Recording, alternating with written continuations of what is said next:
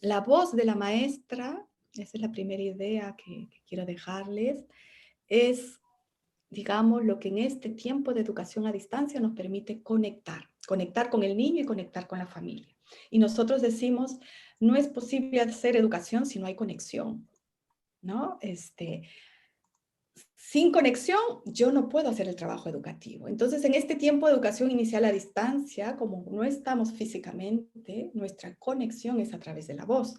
Y entonces aquí, otra de las cosas que nosotros desde NARA hemos visto es que también en esta situación de crisis que estamos viviendo, necesitamos sentirnos cobijados, porque el miedo nos ha invadido, la inseguridad, nuestra vida ha cambiado, ¿no? Entonces, necesitamos sentirnos protegidos, envueltos, cobijados. Y en ese sentido, desde NARA nosotros ya habíamos desarrollado una propuesta de lectura, porque para nosotros siempre la lectura tiene que ser esa oportunidad de encuentro, ¿no? Que la lectura no solamente nos entretiene, sino que la lectura fundamentalmente nos permite encontrarnos con ese adulto cuidador, ¿no? O esa maestra que nos va a regalar un momento bonito y un momento especial. Entonces, para nosotros la lectura es ese encuentro, es ese conectarnos y es ese envolver al niño con la palabra, ¿no? Y eso lo hemos venido comprobando de cómo los cuentos nos sirven también y la forma en que yo leo, ¿no? Por eso desde NARA tenemos una propuesta de lectura que se enfoca en envolver a los niños con la palabra, en poder abrigarlos, en poder abrazarlos. Y claro, entonces nuestra forma de lectura es una lectura pausada, es una lectura en la que ponemos mucho énfasis en la voz, porque en este tiempo más, sobre todo, como yo les decía, la conexión es con la voz, que nuestra voz, la forma como leemos, ayude a crear esas imágenes, ¿no? Y eso también termina siendo mucho más retador para el niño, porque claro, el niño no necesariamente va a ver las imágenes con el libro, porque como yo les decía, a veces no podemos hacer llegar el libro, pero sí podemos hacer llegar una voz clara, con una buena dicción, con una lectura que ayude a crear esas imágenes aquí, ¿no? Entonces, que el niño imagine, que el niño todo eso que yo le estoy diciendo con el texto, el niño sienta, que el niño incluso pueda oler, ¿no? Y les voy a regalar una experiencia de lectura para que ustedes lo vivencien. Y eso es un poquito lo que vamos levantando con la palabra. Vamos levantando imágenes, vamos levantando emociones y vamos dejando sensaciones, ¿no? Porque nosotros decimos la lectura primero tiene que sentirse. La lectura llega al niño por aquí, por el sentir, por el corazón, y el niño se queda con una sensación bella, con una sensación hermosa. Y, y lo que hemos comprobado, porque tenemos muchas maestras que vienen aplicando esto y también maestras de ICA, ¿no? Que nos han venido acompañando, es que no solamente esta propuesta de lectura envuelve al niño, sino que en este tiempo hemos notado que también envuelve a las familias, ¿no? Y qué importante porque decimos, o sea, algo yo no imaginaba eso, ¿ya? Era hace muchos años, vengo trabajando en infancia, pero esto es algo que he descubierto en los últimos años, es que los adultos necesitamos los cuentos tanto o más que los niños. Y eso es algo que yo misma me asombro. Y, y claro, y cuando yo leo adultos, cuentos de niños, veo cómo los adultos reciben eso y es como, wow, me he sentido abrazada, me he sentido abrigada, me he sentido como ese patito de la historia y qué bonito. Y, y ahí decimos, entonces, en verdad, cuando hacemos un trabajo de lectura, podemos no solamente cobijar al niño y envolverlo a la distancia, a estos niños, sino también envolver a la familia. Y nosotros sabemos que si tenemos un adulto que se siente contenido, sostenido, sabemos que las interacciones de calidad son vitales, ¿no?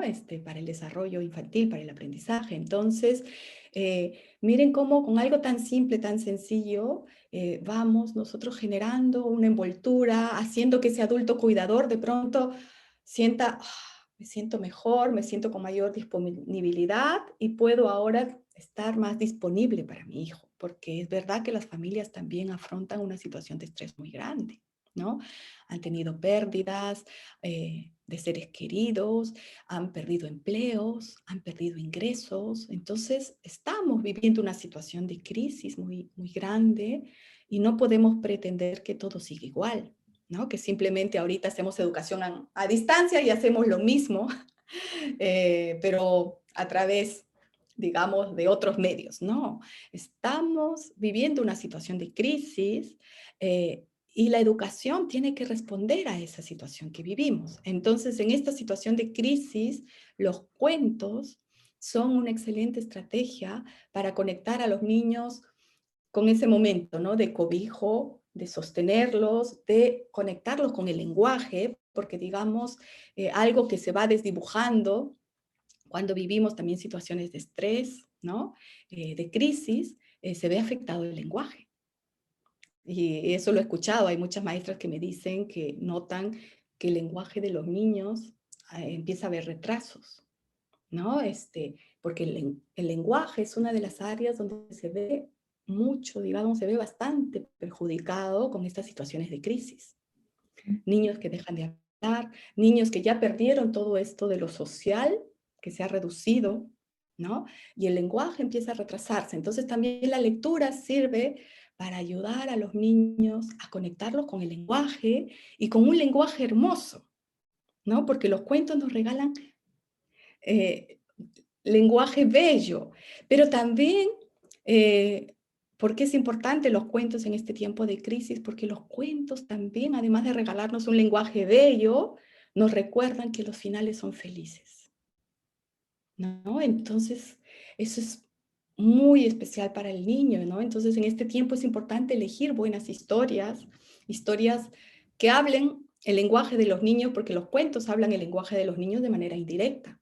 Entonces nos hablan, por ejemplo, esto, ¿no? De los lobos, que el lobo representa nuestros miedos, pero finalmente el lobo termina siendo destruido, ¿no? Entonces, de manera indirecta, los cuentos nos traen imágenes a los niños, de manera, hablan el lenguaje de los niños. No tenemos que decirle al niño directamente, no hay que tener miedo, tú eres fuerte, porque a veces ahora han salido muchos cuentos que funcionan como libros de autoayuda, ¿no?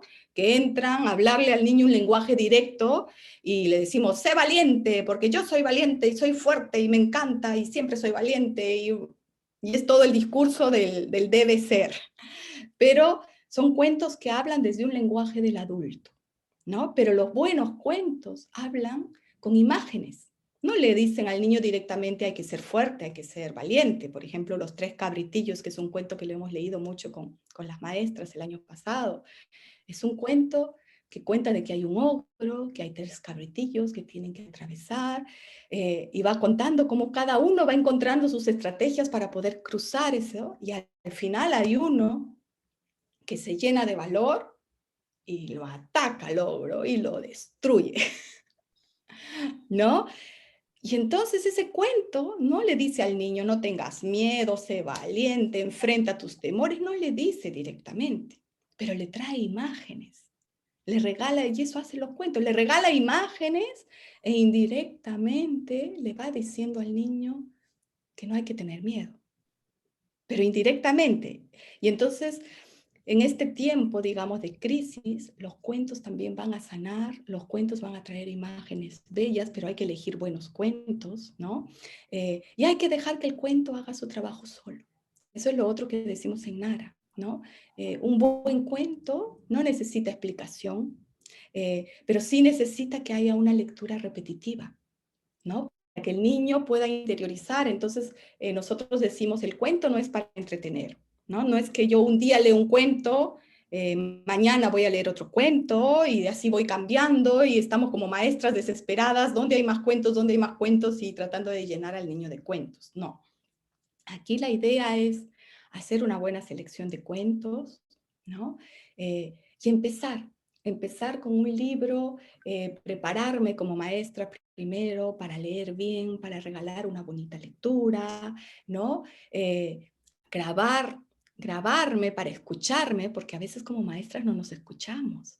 Y a veces cuando yo me escucho me daré cuenta, estoy leyendo muy rápido, me comí esta palabra, esto no lo he pronunciado bien, y así tengo que practicar, ¿no? Y entonces nosotros decimos, no se esfuercen poniendo, porque a veces queremos hacer el videíto y nos pasamos horas buscando las imágenes y eso no es lo que necesita el niño, ¿no? El niño lo que necesita es la voz de la maestra, entonces pongan toda su atención en su voz, en trabajar su voz, en que su lectura levante imágenes, levante sensaciones, levante experiencias, tampoco exagerar mucho, ¿no? Porque si a veces como maestras nosotros ya le damos la película hecha y nos convertimos en actrices y dramatizamos y ya, yo le hago todo.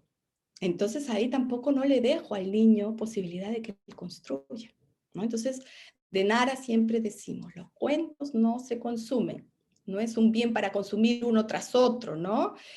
Los cuentos se construyen. Entonces hay que leerlos, poniendo algunos elementos, pero dando lugar a que el niño pueda, a partir de sus experiencias, sus saberes, ir construyendo y activando una serie de saberes, ¿no?